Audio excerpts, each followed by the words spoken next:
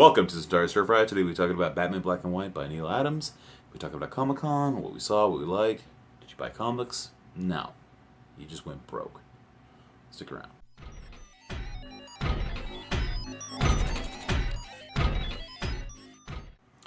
Okay, welcome back. We're talking about this shortly. But first, I want to get into some Comic-Con business.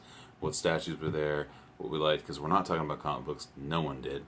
I guess we're talking about Thor, and we're talking about actors and their muscles and cosplay and lack of clothing. But really, we're just not talking about any comic books. Let's talk about the statues we saw. I really liked the Trinity statue by Jason Fabak. That's really awesome. Batman, Wonder Woman, Superman up top. I'm not sure what the scale is, but I dig that one. That's a keeper. Maybe. I might get that. After that, they had some Batman Black and White statues. The Brave, I don't even know if they showed that there, but that's coming up, so I want that. And there's a Becky Cloonan one that I really like, and there's another one by an artist who's not really a comic book artist, but he's elevated by his cape in some way. It looks really good. There's also the Black, White, and Red Harley Quinn series, which they've started to incorporate some covers, some old covers. Hold on, so zip. We can watch them in mug. Must be addressed. Special collectibles. They showed their Thanos, which looked really great. It was supposed to be what you would receive in the mail. It wasn't like a prototype with superior paint and all that, which is 90% what they showed. This seemed to be, or they're claiming it's something you'll get in the mail.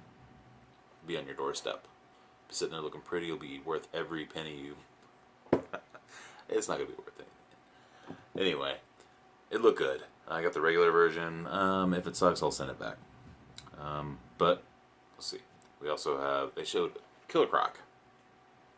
Killer Croc I've been looking forward to, but it seemed like there was a pretty nifty joint in the neck, which I'm not too thrilled about. Kind of reminiscent of the Hulk PFs, which was kind of a joke. I mean, you could see daylight through it. Rainbows were shooting out of its neck, like insanity.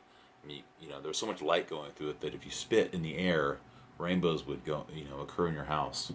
That's the only benefit to having some of those Hulk PFs, the red, green, and gray. They also showed Batwoman, which I'm pretty stoked about. I really like that character. What I really liked about it, I've got just about every issue, but it was written by Greg Rucka. Some of the art was from J.H. Williams III, who did Prometheus and worked on the Sandman Overture.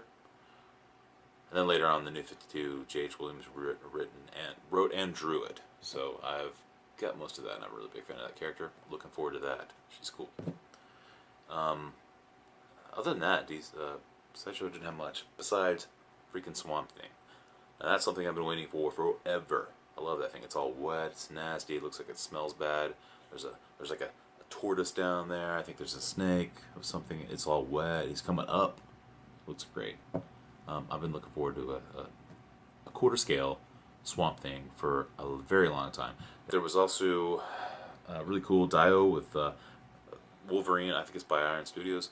Wolverine Juggernaut, straight out of Capcom versus Marvel. I really like that. Just the pose of the Juggernaut alone and the texture on his helmet looked really awesome. So, looked very animated and really cool. I was digging that. There was also a Bane versus Batman, which I thought was very subpar. I didn't like the pose. I thought it looked weird. It looked static. It's not as cool as almost like they were trying to go for the Bane versus Croc by DC Collectibles. Did not have that same flow, which I really care about. And the cape was not a cool cape. Also, there was the Prime 1 Beast Wars Megatron, which my family loves dinosaurs. So that's just a really quick run through what I liked. Batwoman, Swamp Thing, Juggy versus Wolvie. But here's a really cool one. So let's talk about this.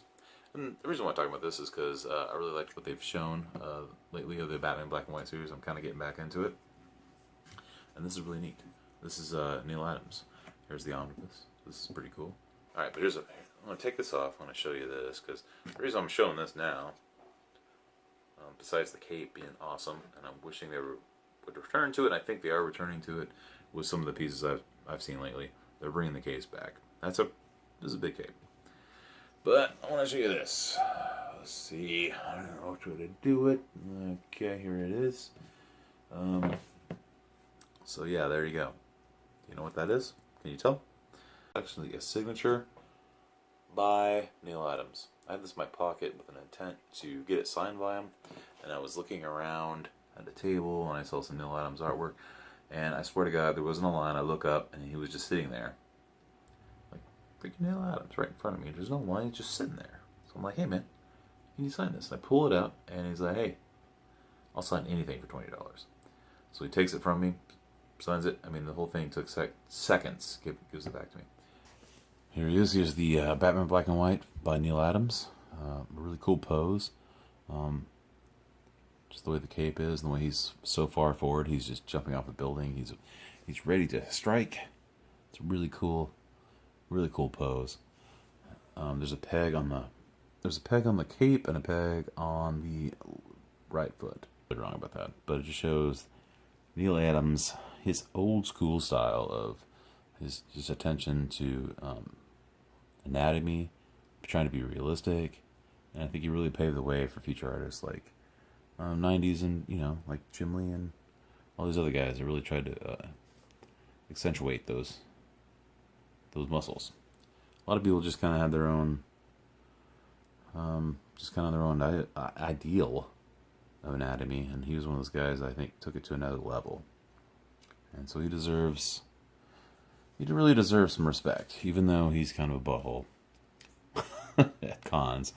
I think that's why I'm talking about this statue, because it was a con experience, and we're talking about San Diego Comic-Con and the statues, and Neal Adams is kind of a butt, but I will say that he kind of deserves it, and I think without him, I'm not really sure what comic books would be like, but he was one of those pioneers that really took the time to make people a little more athletic, a little more defined, and he really took that,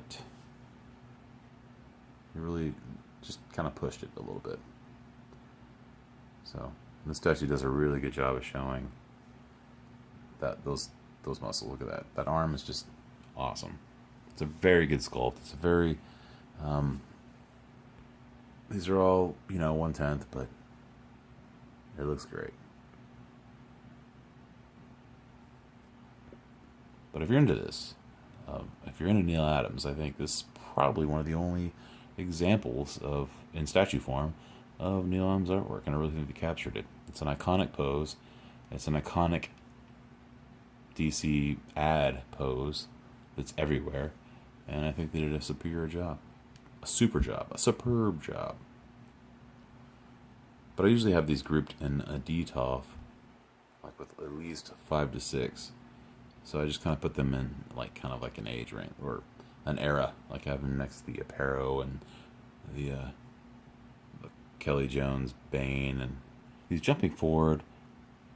He's in a pose that might simulate, I don't know, he's possibly just jumping into bed. Like, that's probably the pose. Like, he got into the Batcave. He's very tired.